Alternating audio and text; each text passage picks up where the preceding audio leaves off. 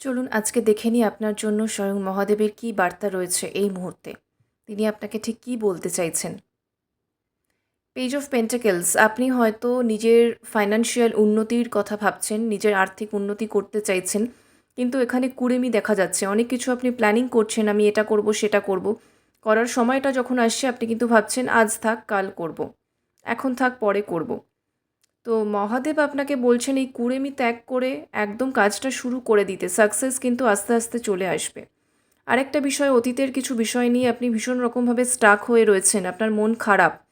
আস্তে আস্তে আপনি ডিপ্রেশনের দিকে যাচ্ছেন, নিজেকে ধরে রাখার চেষ্টা করছেন। বাবা আপনাকে বলছে ওটা নিয়ে আপনার ভাবারই প্রয়োজন নেই, আপনি জাস্ট লেট গো করে দিন বিষয়টাকে। বাবা নিজে আপনাকে সম্পূর্ণভাবে হিল করে দেবে, ব্যাপারটা থেকে একদম পুরোপুরি বের করে আনবে। তাহলেই কিন্তু আপনার যা কিছু ব্লকেজ আসছে সেটাও কিন্তু ঠিক হয়ে যাবে এবং আপনার লাইফে মানি ফ্লো আসতে শুরু করে দেবে।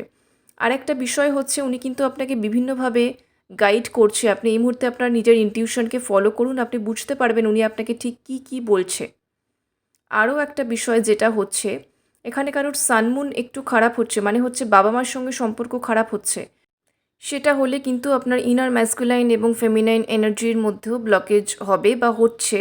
তো বাবা মায়ের সঙ্গে সম্পর্ক ঠিক করতে হবে, তাহলে আপনার সান মুন এই দুটো প্ল্যানেটও ঠিক হবে। এবং হচ্ছে মেটেরিয়ালিস্টিক লাইফে আপনি যা কিছু অ্যাচিভ করতে চাইছেন সেক্ষেত্রে তাদের ব্লেসিংস কিন্তু আপনার ভাগ্যোদয়ের ক্ষেত্রে সহায়ক হবে।